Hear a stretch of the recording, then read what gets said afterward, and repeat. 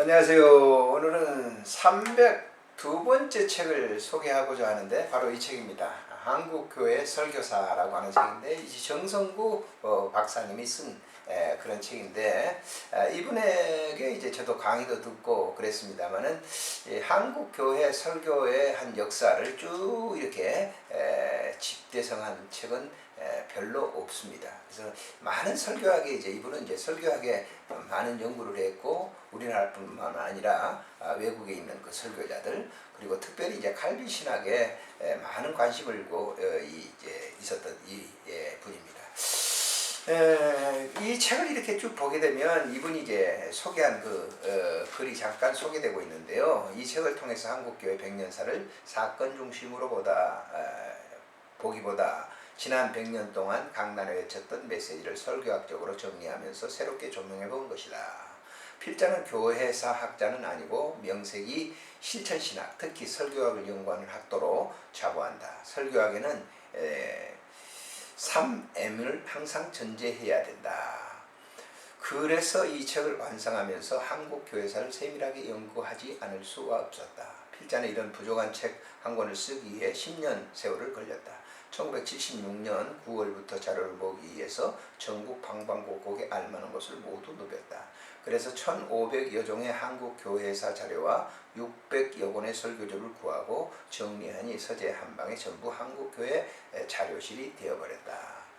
그래서 이 책을 씀에 있어서 가능한 많은 자료를 첨가했다. 사진 자료를 비롯해서 1930년대까지 지도급 설교자들의 인적사항 그리고 지금까지 설교집들을 저자별 또는 제목별로 수록하여 그것을 앞으로 한국교회사 설교사 자료를 위해 남기고 싶어서였다.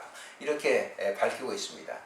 그래서 앞에서 밝히는 대로 이분이 밝히는 대로 이 책을 보게 되면 그 당시에 나왔던 그 설교집들을 이렇게 사파로 이렇게 쭉 넣어놨습니다. 그래서 도움이 상당히 많이 되는 책이죠. 그래서 이 책은 모두 15장으로 구성되어 있습니다. 그래서 이 책 한 권은 한국교회 기독교가 들어와서 한국교회 목회자들이 어떤 설교를 했고 어떤 청중들을 대상으로 설교를 했느냐 하는 그 설교의 흐름을 이렇게 알 수 있는 그런 책이죠. 제1장 총론에는요, 설교사의 필요성, 두 번째는 역사상 설교의 위치, 세 번째는 설교사의 신학 분류학적 위치, 네 번째는 한국교회 설교사 서론, 제2장에서는 초기 장로교 선교사들의 설교, 한국교회 설교사의 전이해라. 두 번째는 한국교회 초기 선교사들의 설교에 대해서 소개를 했고요. 개관, 초기 선교사들의 설교의 특징이 뭔가, 초기 선교사들의 설교관, 초기 선교사들의 설교의 실제, 과관련이라든지 마포삼열이라든지 황대선이라든지 기일이라든지 이런 분들, 외국인 선교사들이 우리나라에서 설교했던 것을 이렇게 소개를 하고 있습니다. 제3장에서는 초기 한국교회 설교에 대해서 개관, 두 번째 시대적 배경, 세 번째 초기 교회 설교의 기원, 네 번째 초기 교회 강단의 주역들, 다섯 번째 초기 교회 설교의 특징과 내용을 소개하고 있습니다. A에는 민족의 구원과 자각을 일깨우는 설교가 있었고요. B에는 민족의 갈 길을 밝혀주는 설교, C에는 새로운 윤리 표준으로서 예수의 설교를 들고요.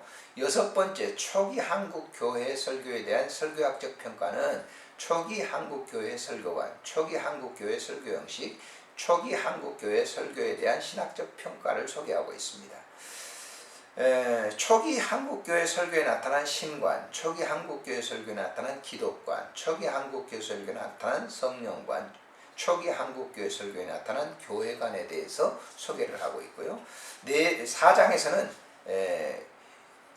김하호 목사의 설교 문제, 김장호 목사의 설교 문제, 1. 김장호 목사의 배경과 문제 발단, 두 번째 김장호 목사의 신신학적 설교 문제, 세 번째 김장호 목사와 김익두 목사의 설교 논제. 제5장에서는 한국교회 설교 운동의 거목들 길선주, 김익두, 이성봉을 중심으로 해서 길선주 목사의 설교에 대해 소개하고 길선주 목사 삶과 설교의 부흥회, 길선주 목사의 설교 방법과 설교관, 길선주 목사의 설교의 메시지, 길선주 목사의 설교 평가. 두 번째는 김익두 목사의 설교론, 김익두 목사의 삶과 부흥회와 이적, 김익두 목사와 그의 설교, 김익두 목사의 설교에 나타난 사상. 세 번째는 이성봉 목사. 이분이 이제 성결교 신학교 성결교 목사님이시죠. 목사의 설교는 이성봉 목사의 삶과 부흥회, 이성봉 목사의 설교의 방법과 메시지. 6장에서는 이용도 목사의 설교, 1920년대부터 1930년대까지 서론 일제하의 설교관, 이용도 목사의 그의 설교, 이용도 목사와 그의 주변, 이용도 목사와 그의 설교, 이용도 목사의 설교 특징, 이용도 목사의 설교 방법과 복광회, 이용도 목사의 설교 내용의 평가, 이용도 목사의 설교관, 이용도 목사 설교에 나타난 무차별 사랑, 이용도 목사 설교에 나타난 신앙, 이용도 목사의 설교에 나타난 신비주의, 이용도 목사 설교에 나타난 윤리와 현실 비판. 결론에 대해서. 그래서 이용도 목사님에 대해서 상당히 이제 우리 한국 교회가 문제가 많고 이단시로 정죄했죠. 그렇지만 이게 상당히 이단시로 정죄하기는 조금 난해한 그런 문제들이 저 개인적으로도 있다 이렇게 볼 수가 있죠. 7장에서는 1930년대 설교 신년을 중심으로 해서 50년대 가지고 배경으로 해서 개관, 시대적 배경, 1930년대 설교 이해, 교회 문제제기, 신학과 신앙의 새로운 파도, 시대적 자각과 도전, 1930년대 설교 평가와 결론에 대해서 제8장은 김하신 목사의 설교, 김하신 목사의 삶과 목회, 김하신 목사의 설교 특징과 방식, 김하신 목사의 메시지, 하나님과 인생의 자연, 신앙과의 승리, 종교생활, 평가와 결론을 이렇게 내리고 있고요. 제9장에서는 주기철 목사의 설교, 서론, 일제 신사참배 강요를 전후한 역사적 배경, 신사참배 강요 동기, 신사참배 강요 역사와 과정, 한국교회 오역과 역사, 신사불참운동과 교회 지도자들.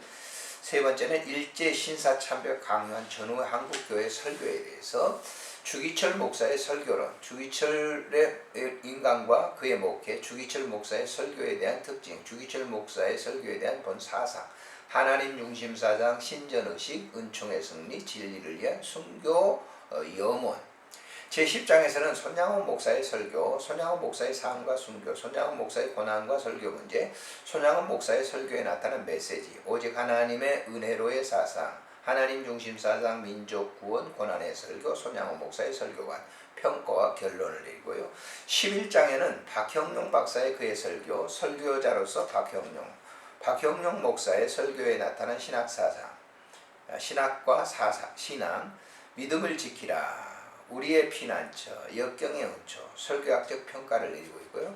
12장에서는 한상동 목사의 그의 설교, 한상동 목사의 삶과 목회, 한상동 목사의 인격과 삶, 한상동 목사의 목회 신사참배 반대운동, 한상동 목사의 설교 방법의 특징, 한상동 목사의 설교의 특징, 한상동 목사의 설교 방법, 한상동 목사의 메시지, 하나님의 주권과 영광, 그리스도를 위한 고난의 고독, 신앙의 승리, 설교와 평가를 하고 있고요. 제13장에는 기타 목사님들 설교를 소개하고 있습니다.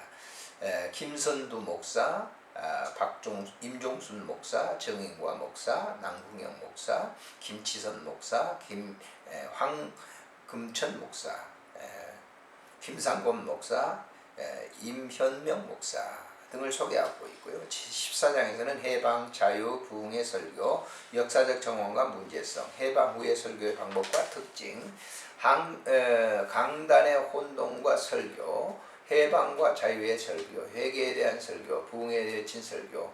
제15장에서는 오늘의 한국교회 설교, 평가와 결론을 내리고 있습니다. 부록의 1930년대까지 한국교회 주요 설교자의 인적사항, 부록 두 번째는 설교집의 목록, 제목별, 저자별 이렇게 소개를 하고 있습니다. 아무튼 우리가 이제 과거 우리 이제 기독교가 140년 이렇게 됐습니다만은 초기 선교사들이 어떻게 설교를 했고 또 초기 우리 한국교회 목사님들이 어떻게 설교를 했다라고 하는 것을 이렇게 쭉 소개하고 있기 때문에 오늘날 이제 설교하는 설교자들이 이런 것들을 이 모토로 해서 오늘의 이 설교를 전개하는 것이 바람직하지 않는가라고 하는 그런 생각을 해봅니다. 그런 점에서 이제 신학생들이라든지 젊은 이제 목회자들에게 있어서 이 책을 이제 강력히 이렇게 좀 추천한다 할까요? 그러고 싶네요. 안녕히 계십시오.